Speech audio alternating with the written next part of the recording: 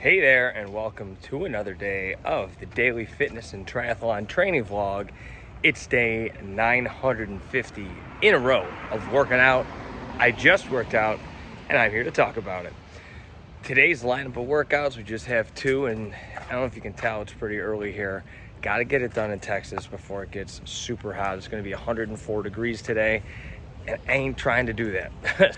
Today was a relatively simple day. Like we talked about yesterday in the vlog, it was just a straight zone 2 run for 1 hour, just keeping it at a nice steady pace. We did an 8-minute per mile pace, and that's it. And that's it for workout number 1. Now, I always talk about how every day I want to share some knowledge, some wisdom, some insights into training and working out. And today I'm going to be talking about shoes, how you should decide what shoes you wear, stability versus neutral. I am going to talk about that later on in the vlog, so if you want to skip ahead, you can just check the chapters down below and skip ahead to that. But I'm going to check out right now because I'm going to head to the gym for workout number 2. We're going to be doing a strength workout. What body parts will we be focusing on? Well, you're just going to have to stick around and find out. We'll talk to you after. And here we are after workout number 2. Obviously, I'm home. Gonna do a quick recap because I want to get into talking about stability versus neutral shoes, what I mentioned I'm gonna talk about before.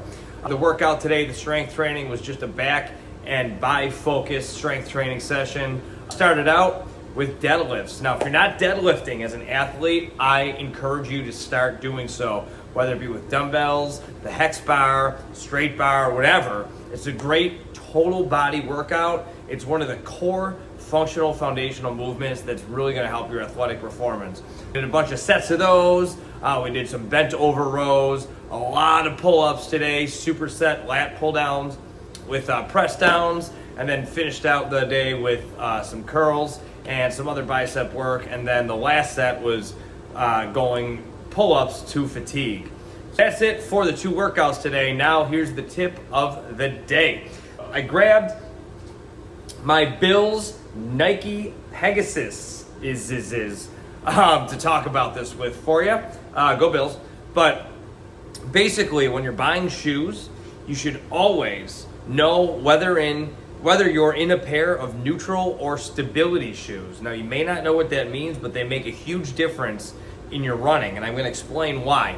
When you're walking, the inward motion of your foot is going to indicate whether or not you should be in a pair of neutral or stability shoes. A neutral shoe has uniform thickness and density throughout the entire length of the shoe, whereas a stability shoe is going to have what's called posting in the interior part of the shoe right here. So if you have a heavy inward lean, meaning your ankles roll in and you've a lot of arch collapse with every step that you take, you're going to want a stability shoe.